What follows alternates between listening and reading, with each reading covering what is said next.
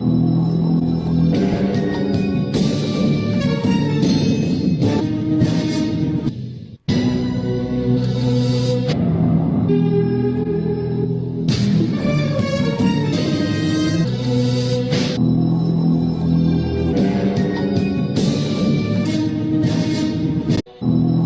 chers frères et sœurs en Christ à travers le monde, que Dieu vous bénisse abondamment et puissamment au nom de notre Seigneur et Sauveur Jésus-Christ. C'est une grâce et une joie immense que nous avons, le frère Cotry et moi, de faire cette petite causerie en marge des grandes rencontres de Villeneuve-sur-Bello à France.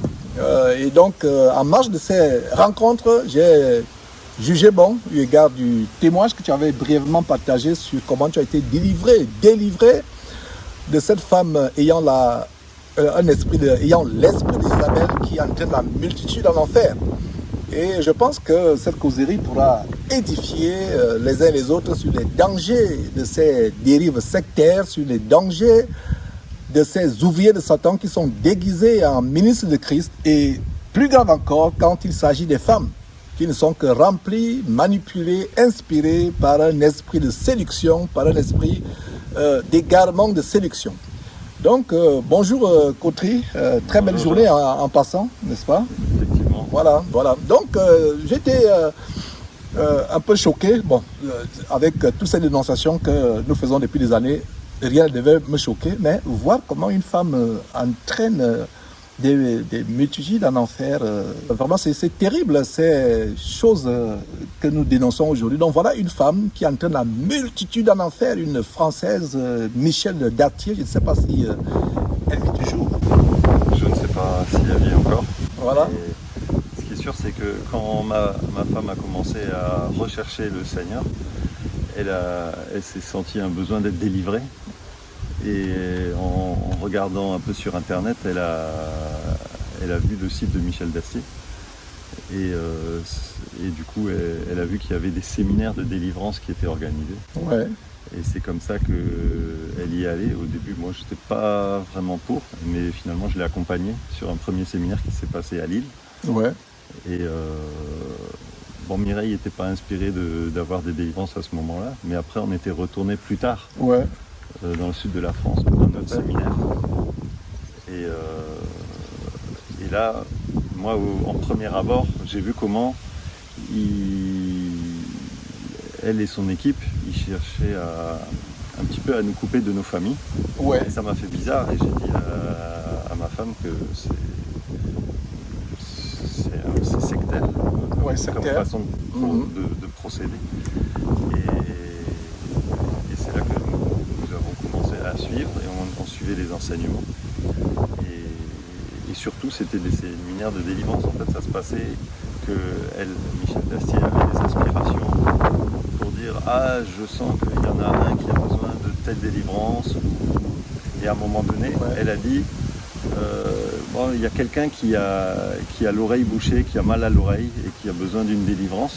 Et moi, c'était mon cas parce que ma femme me parlait de la parole de Dieu, ce qui est, entre parenthèses, ce qui est pas bien séant. Effectivement. Mais et moi, ça me faisait mal aux oreilles. Depuis qu'elle me parlait de la parole de Dieu, j'avais mal à une oreille, l'oreille dans laquelle elle me parlait. En fait, j'aimerais que les auditeurs comprennent très bien ce que David est en train de dire. En fait, son épouse essayait de lui parler de la parole de Dieu. Mais à chaque fois que son épouse lui parlait de la parole de Dieu, son oreille démangeait. Et quand tu m'as dit ça, tu dis waouh, en fait, Dieu t'empêchait d'écouter une femme prêcher. Je te l'ai toujours dit, quiconque écoute une femme prêcher l'évangile écoute directement Satan. Parce qu'il est interdit à la femme d'enseigner ou de prendre l'autorité sur un homme. Et justement, voilà, quand tu m'as dit ça, j'ai dit waouh, donc j'aimerais que les auditeurs comprennent cela. Oui, effectivement. Et donc du coup, quand elle a appelé dire qu'il y a quelqu'un qui a mal à l'oreille et qui a besoin de délivrance, c'était mon cas parce que j'étais malade, j'étais intolérant, je ne pouvais pas manger de gluten, je ne pouvais pas manger de laitage, donc ça faisait plus de 5 ans que j'étais toujours entre guillemets en régime. Et c'est à ce moment-là que que j'ai été vraiment séduit et que j'ai suivi cette séance de délivrance, on va dire. Donc là, il y a eu une séance de délivrance. Ma femme aussi a suivi des délivrances, mais ma femme, ces délivrances, elle sentait même un esprit de serpent qui l'animait. Incroyable. Pendant les délivrances. Et les délivrances se faisaient toujours dans le bruit, Alors, ça je te coupais, David. Est-ce qu'avant d'y aller, est-ce qu'avant de vous rendre de chez Darty, est-ce que cet esprit se manifestait? Non, je ne me souviens pas. Ouais. Mais c'est terrible. Et en passant, elle est dans quelle région de la France? Je pense qu'elle habite en Normandie. En Normandie, c'est le sud. C'est dans l'ouest. À l'ouest de la France, Normandie. L'ouest, on va dire, de la France. Donc elle a un ministère avec toute une équipe, des personnes. C'est un ministère, on va dire, féministe, si on veut. On sent que la femme est promue à travers ce ministère. Ok. Et bon, au début, ne connaissant pas vraiment la parole de Dieu, ça me dérangeait pas. Ouais, tu ne connaissais pas la parole de Dieu, effectivement. Et la plupart d'entre vous qui ne connaissez pas la parole de Dieu, j'aimerais d'ailleurs que nous lisions quelques. Oui, vas-y d'abord. Et à ce propos, justement, parce que quand on est dans l'égarement, c'est la parole de Dieu qui nous délivre. Voilà, c'est la parole de Dieu qui nous délivre. Voilà. Donc, j'ai commencé à lire ma Bible, et en lisant la Bible, je suis tombé sur 1 Corinthiens 14. Ouais. 1 Corinthiens 14, verset 34. Si tu peux nous le lire, s'il te plaît. Et donc la parole de Dieu nous dit, 1 Corinthiens 14, tu peux y aller. verset 34 et 35, comme dans toutes les églises des saints, que les femmes se taisent dans les assemblées, car il ne leur est pas permis d'y parler, mais qu'elles soient soumises, selon que le dit aussi la loi. Voilà. Si elles veulent s'instruire sur quelque chose, qu'elles interrogent leur mari à la maison, car il est malséant à une femme de parler dans l'église. Donc c'est des versets que tu ne savais pas. Que voilà. je ne connaissais pas, mais Que tu ne du connaissais coup, pas, voilà. Regarde Georges, j'ai mis un gros point d'interrogation. Voilà. Dans ma Bible. Pas. Ouais. Hein? Voilà. Un point d'interrogation, voilà. Donc, Et c'est pour ça que je dis c'est la parole de Dieu qui délivre, parce que là, ça m'a posé problème à un moment. Mais étant dans l'égarement embrigadé, on va dire, j'ai dit bon, passons à autre chose. Peut-être je comprendrai plus tard. Ouais. Mais en fait, voilà, ça c'était le premier message que le Seigneur nous envoie au travers de sa parole. De sa parole, effectivement, que la femme ne peut pas enseigner ou prendre l'autorité sur les hommes. Et justement, il y a un autre verset qui est encore beaucoup plus fort dans 1 Timothée. Je ne sais pas si tu peux nous le lire. 1 Timothée au chapitre 2, si on peut lire à partir du verset... lisons du verset 9 jusqu'à la fin de ce chapitre. Ok. Donc, 1 Timothée. Chapitre 2, qui va dans le même 9, sens voilà. que le verset de 1 Corinthiens 14 que nous venons de partager. Je veux aussi que les femmes, vêtues d'une manière décente, avec pudeur et modestie, ne se parent ni de tresses, ni d'or, ni de perles, ni d'habits somptueux, mais qu'elles se parent de bonnes œuvres comme il convient à des femmes qui font profession de servir Dieu. Que la femme écoute l'instruction en silence, avec une entière soumission. Je ne permets pas à la femme d'enseigner, ni de prendre autorité sur l'homme, mais elle doit demeurer dans le silence. Car Adam a été formé le premier, Ève ensuite, et ce n'est pas Adam qui a été séduit, mais la femme qui, séduite, s'est rendue coupable de transgression. Elle sera néanmoins sauvée en devenant mère si elle persévère avec modestie dans la foi, dans la charité et dans la sainteté. Qu'est-ce que nous voyons ici? Nous voyons qu'en fait, il y a un esprit de Satan. C'est le serpent, c'est l'esprit reptilien, c'est l'esprit de Satan qui est derrière toute femme qui enseigne. Et donc voilà, ces versets qui nous montrent que la femme ne peut pas enseigner. Je pense que c'est une bonne fondation scripturale, comme nous allons poursuivre avec cette causerie. Et d'ailleurs, j'aimerais justement cimenter cette fondation biblique, scripturale, avec le commandement, parce qu'il y a des personnes qui disent que non, l'apôtre Paul était misogyne, à savoir qu'il n'aimait pas les femmes. Alors, c'est un mot tout simplement, ne soyez pas influencé, intimidé par ce mot pédant. Donc il était misogyne, c'est-à-dire qu'il n'aimait pas les femmes, ce qui est faux. Il y a d'autres personnes, des femmes rebelles, qui disent que non, l'apôtre Paul n'est pas mort pour moi. Moi, je ne suis pas l'apôtre Paul, moi, je suis le Seigneur Jésus-Christ. Alors, voyons ce que le Seigneur Jésus-Christ dit en Apocalypse chapitre 2. Cette fois-là, je vais le lire. En Apocalypse chapitre 2, Jésus-Christ étant déjà au ciel, parle à l'Église. Regardez ce que Jésus dit en Apocalypse chapitre 2, au verset 20. Jésus met en garde l'église de Thyatire. Et au verset 20, d'abord il commence par les éloges. Regardez au verset 19, Apocalypse chapitre 2, verset 19. Le Seigneur Jésus-Christ, depuis le ciel, ce n'est plus celui sur qui on pouvait cracher, ce n'est plus celui à qui on pouvait donner des soufflets, gifler, ce n'est plus celui qu'on pouvait crucifier, mais celui qui est assis à la droite de Dieu dans toute son hyperpuissance, dans toute sa gloire. Mais regardez ce que Jésus dit. Il reproche une église. Mais avant de reprocher une église, en Apocalypse chapitre 2, verset 19 à l'église de Thyatire, voici ce que dit le Fils de Dieu. Nous sommes au verset 19. Il crie à l'ange de l'église de Thyatire. Il dit à Jean d'écrire à l'ange ou dirigeant de l'église de Thyatire.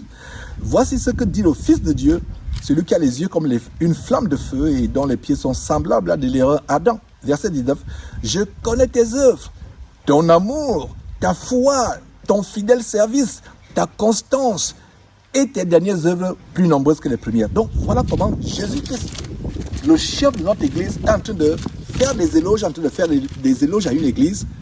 S'il s'était arrêté là, si le Seigneur Jésus s'était arrêté là, nous conclurons que c'est une église merveilleuse. Voilà, je connais ton fidèle service, verset 19. Je connais ton fidèle service, je connais ton amour, tes œuvres, ta foi, ta constance, ton fidèle service et tes œuvres plus nombreuses que les dernières. Verset 20. Mais, c'est là le point. Mais, ce que j'ai contre toi, c'est que tu laisses la femme Jézabel, en fait, la femme elle s'appelle pas Jézabel, c'est l'esprit de Jézabel. Si vous alliez dans le livre de 2 Rois pour voir un peu l'histoire de Jézabel, la femme masculinisée, perverse, diabolique du roi efféminé Achab. Donc, c'est l'esprit de Jézabel qui était en manifestation. Donc, mais ce que j'ai contre toi, donc après ces éloges, après ces félicitations, en fait, après ces paroles d'encouragement, ces paroles positives, il dit, mais cette conjonction nous montre la contradiction avec ce qui s'est passé. Ce que j'ai contre toi, c'est que tu laisses les dirigeants de cette église laisser la femme Jézabel, qui se dit prophétesse, enseigner et séduire la séduction. Mes serviteurs, etc., pour qui ils se livrent à l'impudicité, la débo sexuelle et à l'idolâtrie, manger les viandes sacrifiées, etc. Donc voilà la parole de Dieu en quelque sorte. Je pense que c'est un bon fondement pour c'est vraiment une séduction, c'est vrai, parce que moi, comme je disais tout à l'heure, en arrivant là, le premier jour, je me suis dit, attention Mireille, je sens qu'il y a une dérive sectaire. Mais moi-même, alors que je l'avais vu, je me suis laissé embrigader là-dedans. Ça prouve bien qu'il y a un fort esprit de séduction. Ouais. Donc c'est vrai qu'il y avait des impositions des mains, il y avait des manifestations vraiment... même, on va dire, impudique. Il y avait des délivrances, normalement ça doit se faire dans la paix, mais les délivrances, on sentait beaucoup de manifestations qui n'étaient pas normales pour des enfants de Dieu. Ouais. Et donc, toutes ces choses nous ont fait quand même à cogiter avec la parole de Dieu, comme je disais. Aussi, ma femme avait fait un songe où c'était vraiment l'idolâtrie, comme on l'a lu là, dans Apocalypse, chapitre 2.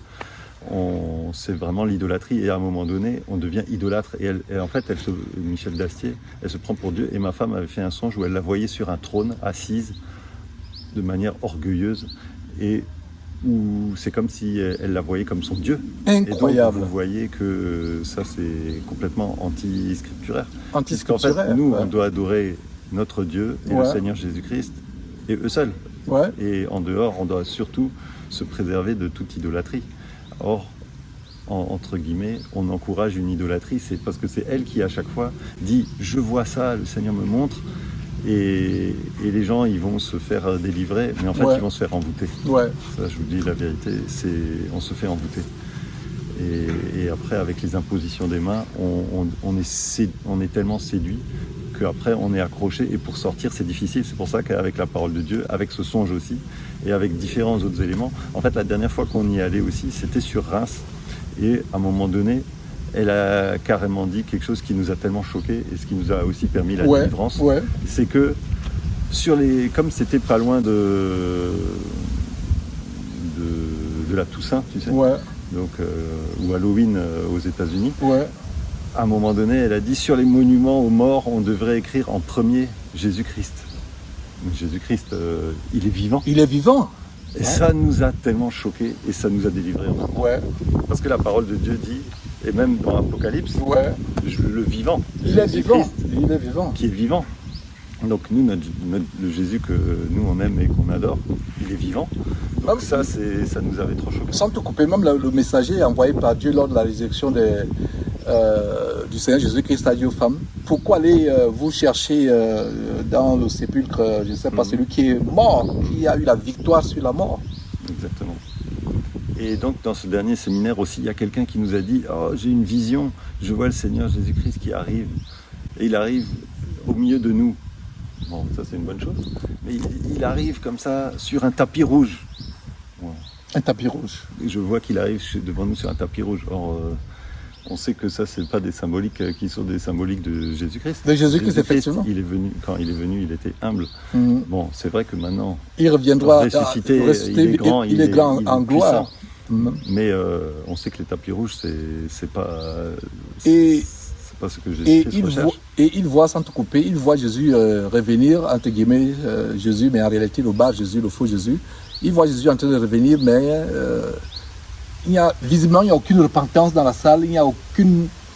Et quand le Seigneur Jésus se manifeste, il y a des gens que j'ai dénoncés par le passé, comme l'abominable faux pasteur burkinabé Karambiri, qui dit qu'il a vu Jésus apparaître dans sa chambre, et le Jésus, entre guillemets, s'est assis à son chevet, et ils se sont mis à parler. Quand nous voyons le livre, justement l'Apocalypse que nous venons de lire, au chapitre 1, nous voyons comment le Seigneur Jésus, rien que l'ombre, l'éclat, faisait que quelqu'un tombait comme mort. C'est aussi le cas avec Paul sur la route de Damas. Exactement. La route de Damas. Et tu parlais des dîmes, et déjà, ces ministères sont fondés sur l'escroquerie financière, donc en fait la manipulation, etc. Donc tu parlais des dîmes justement. Donc elle encourageait la dîme, donc ça aussi on sait que ça c'est l'Ancien Testament. L'Ancien Testament, effectivement. C'est pas le Nouveau Testament. Et donc on était dîmeurs, malheureusement. Je le dis à notre honte. Vraiment. Et du coup on était bien vus. Et je dirais même on était surveillés. Parce que quand, après ce dernier séminaire, on est parti, on a cherché à nous appeler, on nous harcelait pour pas qu'on parte. Et nous, on a coupé, mais aussi les frères qui étaient entre guillemets, qui étaient là-bas. Moi, je leur ai écrit des courriers pour leur dire que je leur ai pris la parole de Dieu. Je leur ai dit, la parole de Dieu dit que ça, c'est un esprit de Jézabel. Je ne permets pas à la femme d'enseigner. Les passages qu'on a lus, et je les ai avertis. Et ces gens-là, que Dieu les délivre aussi. En effet, est-ce que tu es toujours en contact avec certaines de ces personnes? Non, plus du tout. Et en passant, vous avez passé combien de temps dans cet abominable 1 an et demi. On a passé 1 an et demi. Waouh, c'est beaucoup. C'est beaucoup. C'est pour ça, moi je rends grâce à Dieu parce que je sais que nous on prie aussi pour que des gens puissent sortir des abominations.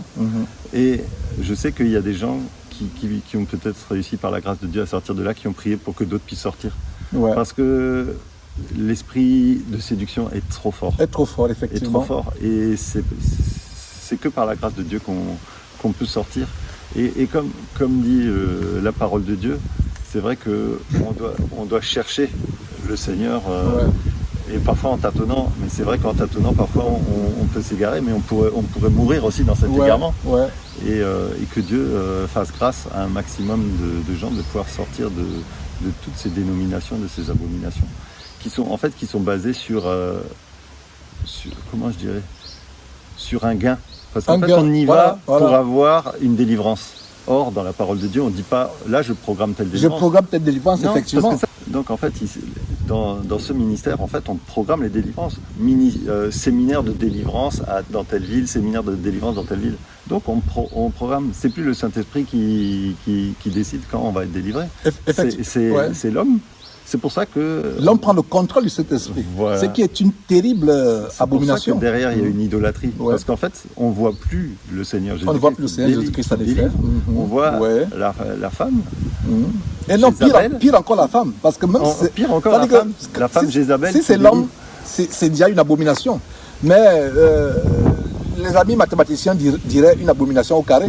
Parce qu'une abomination au carré, parce que c'est déjà une abomination pour un homme. Mais une femme encore, oh là là, abomination potentiellement abominable. C'est terrible. En plus des dîmes, Oui. il y avait des paniers pour verser des offrandes qui passaient tout le temps. Mais ça pouvait passer 2, 3, 4 fois par jour. Et les dîmes, c'est pour vous assurer que quelqu'un est fidèle dans ses contributions, etc. Bien sûr. Et c'est en fonction de vos dîmes qu'on vous considère. Exactement. Vous voyez comment la parole de Dieu dit que Elle nous avait même dit, je te coupe, excuse-moi, à ce propos-là, ah, mes bons amis, soyez derrière moi. entre parenthèses, mes bons dîmeurs. Pardon, mon Dieu. mes bons dîmeurs. Mes bons dîmeurs.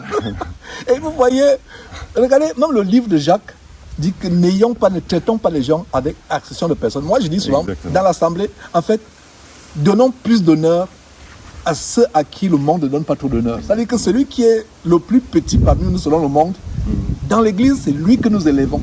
C'est-à-dire que le plus pauvre parmi nous, c'est-à-dire pauvre selon le monde, parce qu'en fait, on peut être pauvre selon le monde et être très riche en Dieu. On est des Vice-versa, trésors on peut être très dans le riche ciel. selon le monde, être, je ne sais pas, Warren Buffett ou bien Donald Trump ou bien je ne sais pas comment, Zuckerberg qui a Facebook. Ils sont très riches dans le monde, mais ils sont pauvres. Alors Bien nous, sûr. les chrétiens, les analphabètes parmi nous, les pauvres matériellement parmi nous, dans l'Église, c'est eux que nous devons élever. Et la Or, dans ces sectes, ces abominables églises qui ne sont que des camps d'embarcation pour l'enfer, des camps de concentration pour l'enfer, ces églises ne sont que des endroits où on fait accession de personnes. Exactement. On traite les gens par motif d'intérêt. Exactement. Regardez les premières places. Si vous allez à Hayon, à la place Saint-Denis, aux abords de Paris, C'est là où il y a beaucoup de Voilà. fausses églises. Voilà. Et c'est là où il y a la basilique de Saint-Denis. Voilà. Donc c'est historiquement, il y a quelque chose de spirituellement négatif. négatif. Là-bas. Tellement négatif. Ça, c'est une très bonne parenthèse en passant. Et il n'y a pas de hasard donc cette influence de la Babylone la Grande, parce que cette basilique représente la Babylone la Grande. Donc il n'est pas surprenant que les petits-enfants, arrière-petits-enfants de la Babylone la Grande sont à ce niveau. Donc, un point important que le frère David a soulevé, c'est on le traitait par motif d'intérêt. Et mes bons amis, venez ici. Et dans ces églises, quand vous êtes en rayon, on vous regarde même bizarrement, les hôtesses vous amènent au fond. Mais quand vous venez, vous avez une apparence somptueuse, où vous avez garé une belle voiture au parking. Les hôtesses, en passant jézabélisées avec les faux cheveux sur la tête, avec les lèvres qui ressemblent, je ne sais pas, les visages qui ressemblent aux démons, viennent vous escorter et vous font asseoir sur les premières places. Et c'est contraire à la parole de Dieu. Et avant de te repasser la parole, parce que tu as d'autres choses à nous dire, il faut comprendre que la dîme 10%, parce que pour ceux qui ne savent pas ce que c'est dîme, la dîme n'est pas pour les chrétiens. La dîme, c'était la loi et il y avait plusieurs sortes de dîmes. Il y avait même la dîme que la personne qui offrait devait manger. La dîme, c'était des aliments, c'était matériel. La dîme n'a jamais été l'argent, même dans l'Ancien Testament. La dîme, c'était les aliments, les produits de la terre, l'élevage, etc. Et le standard pour nous chrétiens, nous donnons, parce que c'est une causerie, mais il faut aussi donner de la parole de Dieu aux gens. Le standard, c'est dans 2 Corinthiens, chapitre 9, au verset 7, que chacun donne comme il a résolu dans son cœur, sans contrainte ni tristesse. Notez ce verset, je vous redonne ce verset. 2 Corinthiens, chapitre 9, verset 7, que chacun donne comme il a résolu dans son cœur, sans contrainte ni tristesse, car Dieu aime celui qui donne avec joie. Parce qu'un homme, et pire encore, plus pire encore, français, excusez-moi, mais je ne sais pas, vous devez commencer à dire plus pire avec ces faux pasteurs. Donc, pire encore, une femme qui vous impose la dîme, vous fait pécher, non seulement elle pêche, elle vous fait pécher, parce que vous ne donnez plus avec joie, vous ne donnez plus avec vraiment la joie, la gaieté dans le cœur, vous donnez par contrainte, parce que dîme, c'est 10%, et c'est un impôt, c'est une imposition. Et d'ailleurs, merci que tu te dises ça, parce qu'à un moment donné, je suis même allé la voir en lui disant que la dîme, au début, ça me faisait mal.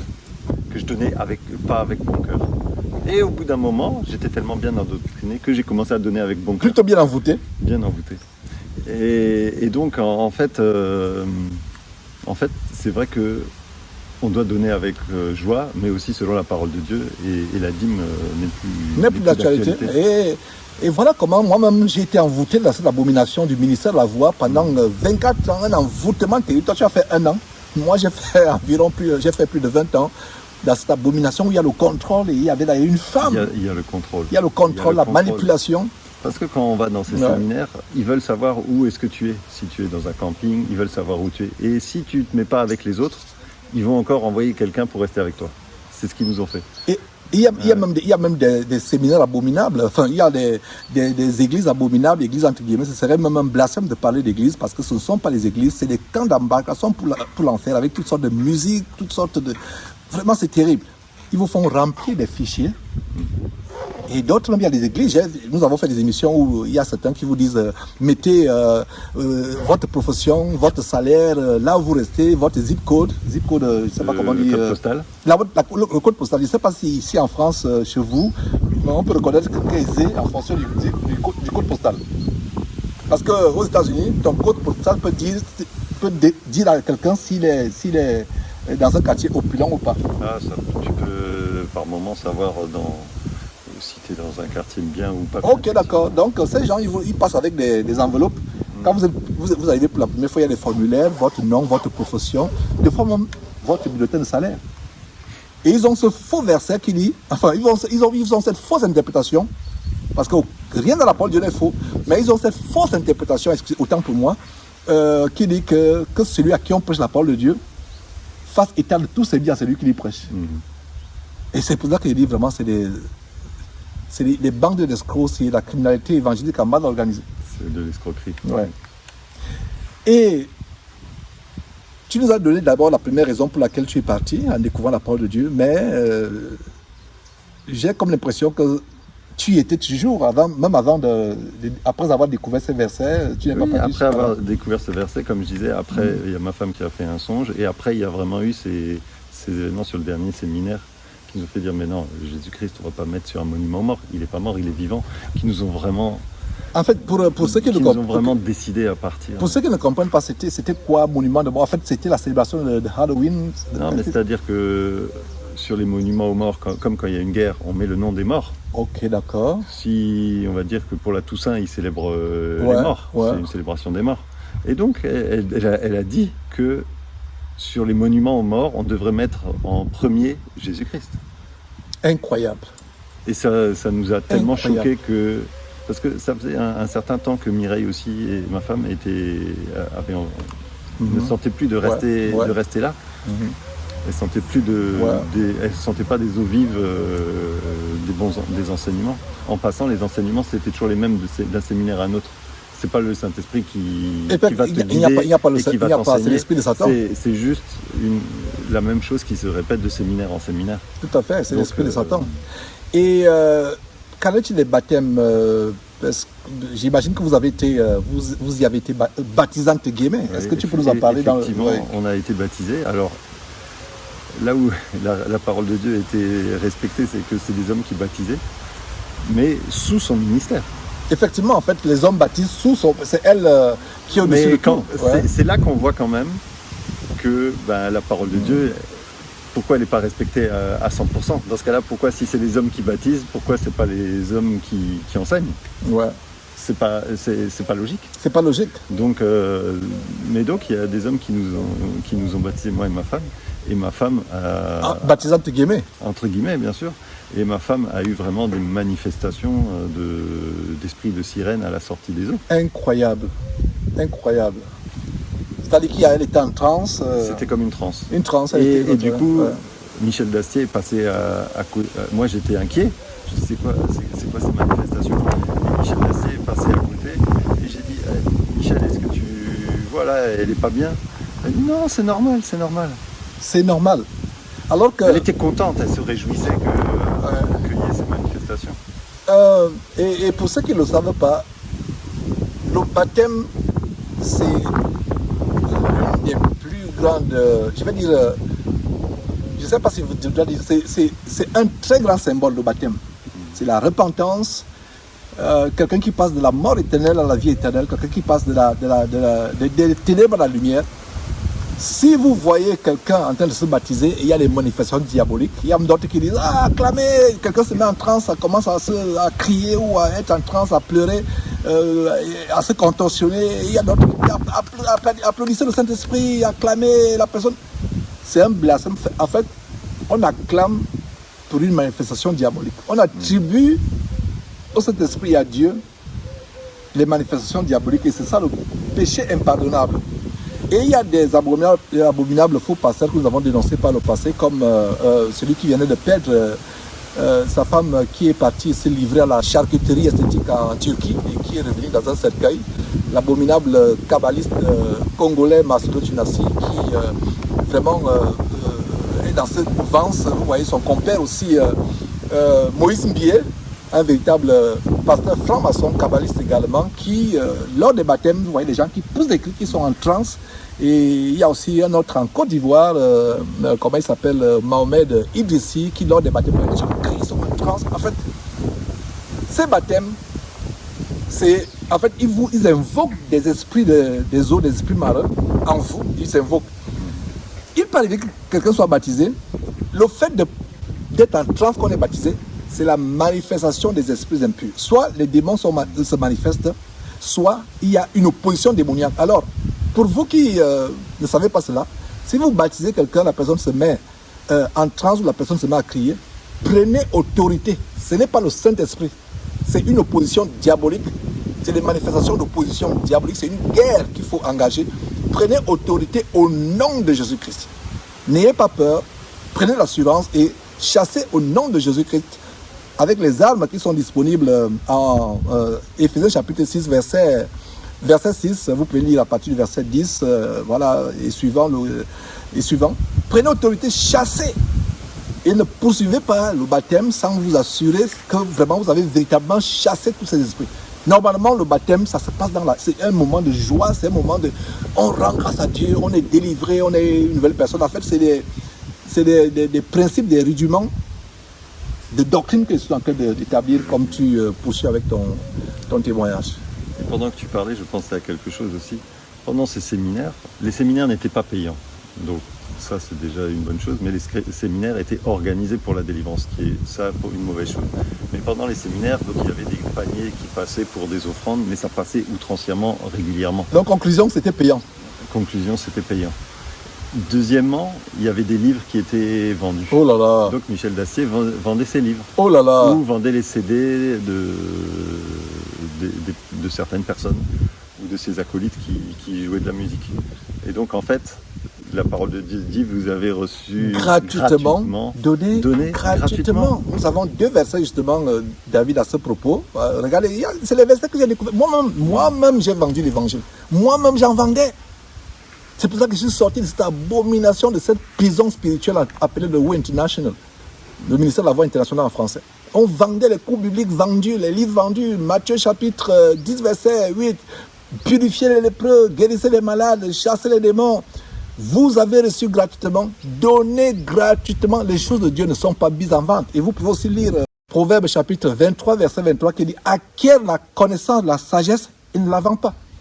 Il y a des gens qui vont dire, mais Georges, la Bible que tu as là, elle est vendue. Là, tu as acheté, là, tu as eu gratuitement. À ces gens, je dirais ceci. La Bible n'est pas vendue par ceux qui l'ont écrite. La Bible est vendue par les marchands de la terre. Vous pouvez aller lire Apocalypse chapitre 18, qui sont accaparés de la parole de Dieu pour faire un objet de lucre. Moïse, qui a écrit la plupart des livres dans l'Ancien Testament, je veux dire les livres majeurs de l'Ancien Testament, Genèse, Exode, Lévitique, Apocalypse, Moïse n'a jamais vendu ses livres. Qui l'écrivait? L'apôtre Paul, les sommes de David David ne les a jamais vendus. Paul, Jérémie, Ésaïe, ils n'ont jamais vendu la parole de Dieu. La parole de Dieu a été vendue par les marchands de la terre, pas par ceux qui l'ont écrite, inspirée par Dieu. Voilà. En plus, quand on parlait tout à l'heure d'acception de personnes, Ouais. c'est-à-dire bon, par rapport aux revenus peut-être, mais aussi, c'était un ministère où il y avait beaucoup de gens de couleur noire. Ouais. Mais moi, je ne sentais pas le respect envers les Noirs. Incroyable.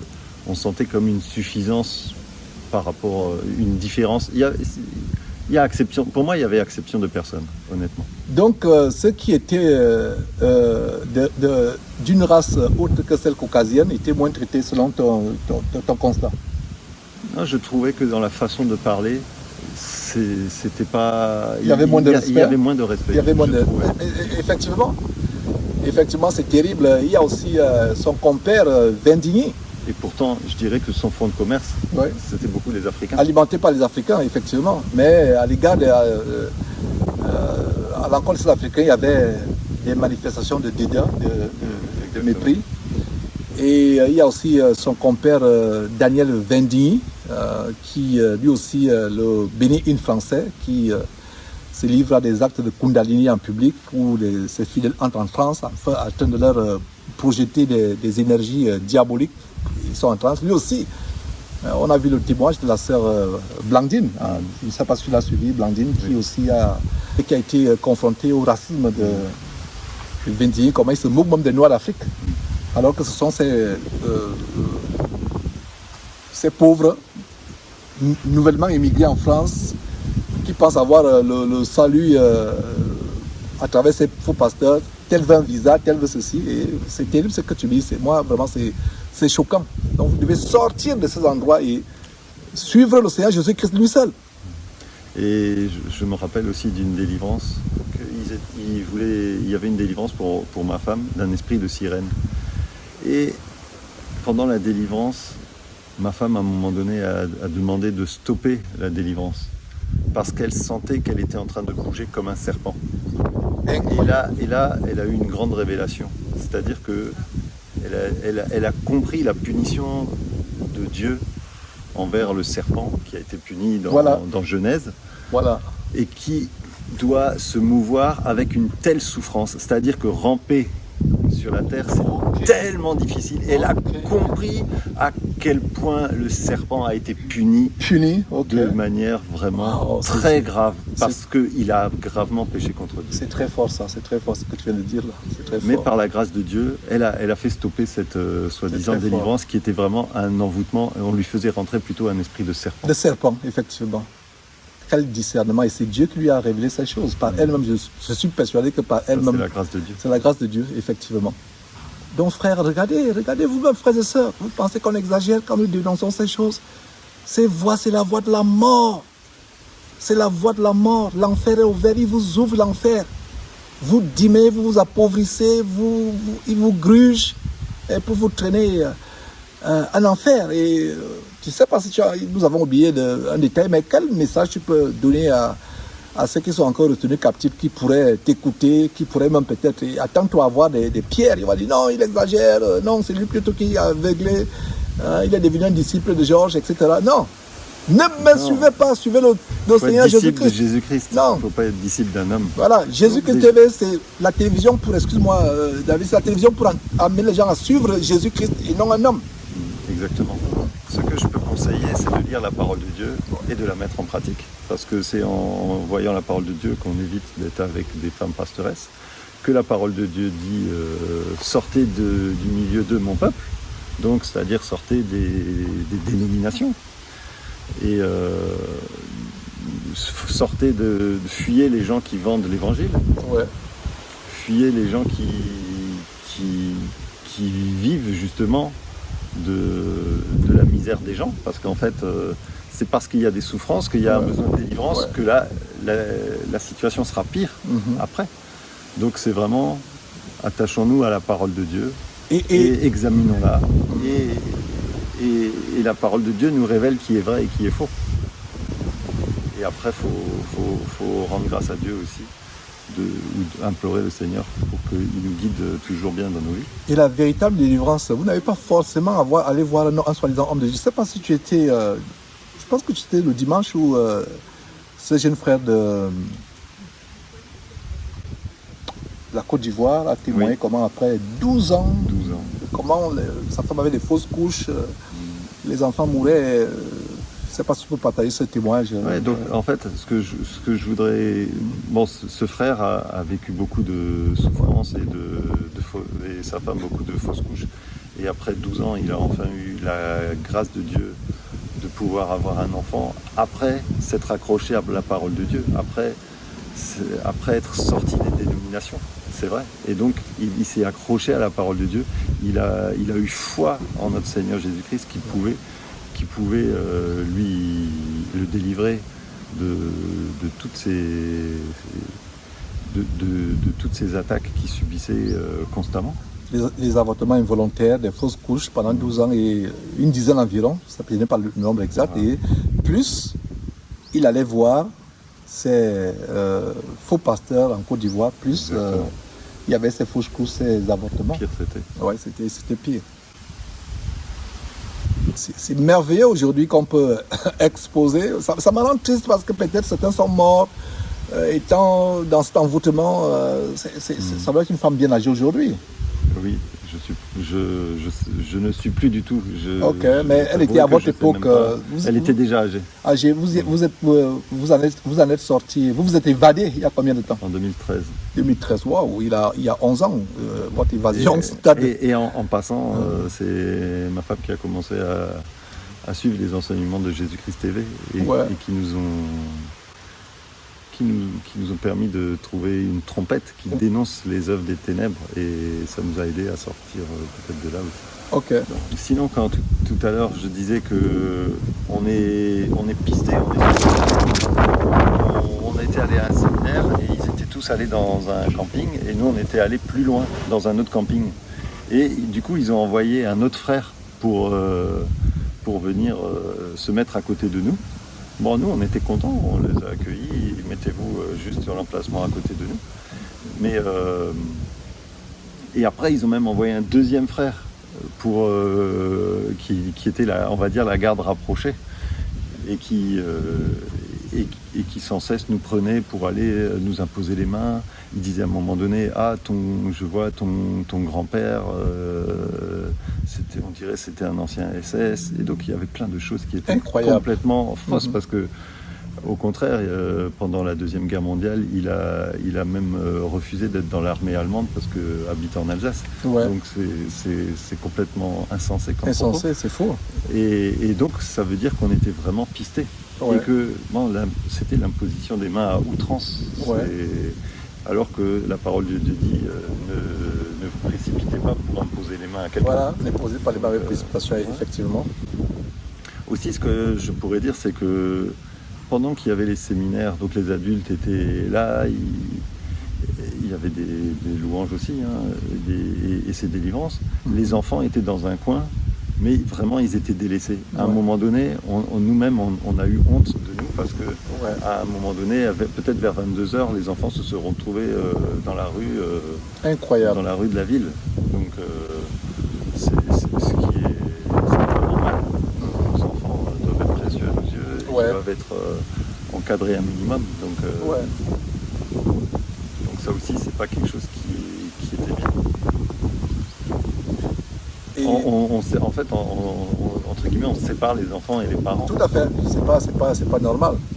Et donc voilà, mes frères, cette conversation, nous avons préparé pour ces grands moments que nous allons partager. Donc voilà, c'était tout simplement une petite causerie en marge de ces grandes rencontres qui, je crois, seront une bénédiction pour plusieurs et peut-être nous pourrons, par la grâce de Dieu, prendre d'autres témoignages toujours en marge de cette grande rencontre de Villeneuve-sur-Bélo, dans la commune de Villeneuve-sur-Bélo, dans la ville des Fans, et sortez de ces abominations. Accrochez-vous à la parole de Dieu. Et nous n'avons pas fait cette causerie pour que vous abandonniez l'abominable femme Michel Dartier, pour que vous me suiviez. Non, mais pour que vous recherchiez véritablement celui et celui seul par qui vous pouvez être sauvé. Et exactement, quand nous on est sortis de là, on s'est dit, notre église c'est notre foyer. Voilà, effectivement. Et on se base sur la parole de Dieu. Et moi, je suis le chef de la famille et j'enseigne ma famille. Voilà. Et on était tellement réfractaires. Et c'est ça aussi le piège, c'est que derrière, on a été vraiment tellement longtemps réfractaires à pouvoir rencontrer des frères et sœurs. On avait tellement peur d'être encore de nouveau endoctrinés ou de tomber. En fait, ça donne la peur de tomber à nouveau. Parce qu'on se laisse tellement facilement séduire que vraiment le Seigneur fasse grâce. Et si on peut faire une prière pour qu'un maximum de gens de Jésus-Christ puissent sortir de toutes ces déterminations, de toutes ces abominations au nom de Jésus-Christ. Et justement, parlant de prière, nous sommes vraiment en communion et je pense que c'est la volonté de Dieu que tu pries. Je pense à cela que nous terminons justement par cette prière et voilà, je vais te passer la parole et c'est par là où on va terminer. Ô grand Dieu, toi qui es saint, toi qui es élevé au-dessus de tous les cieux les plus élevés, toi qui es magnificent, qui est rempli de gloire et de sainteté.